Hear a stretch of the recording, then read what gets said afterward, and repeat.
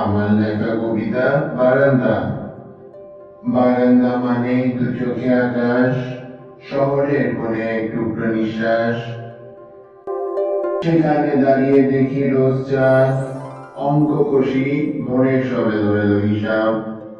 শীতল হাওয়ায় অচেনা সুর ভাসে, বারান্দার কোণেই সেই সুরের মেলবন্ধন বাঁধে। ছোট্ট জগৎ খোলা দুয়ারে, আলো ছায়ার নীরব খেলার হৃদয়ে জাগে। দূর থেকে দূরে শুধু চেয়ে থাকা, বারান্দা আমার আলেখ্য আঁকা।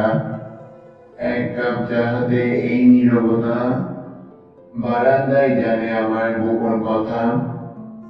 খোলা হাওয়ায় স্বপ্ন আঁকে চোখ, বারান্দার সেই নারী ভুলিয়ে দে সব শোক।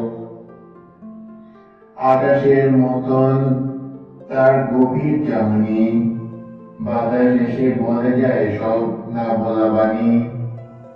থমকে দাঁড়ায় আমার মন, বারান্দায় খুঁজি শান্তি আলিঙ্গন।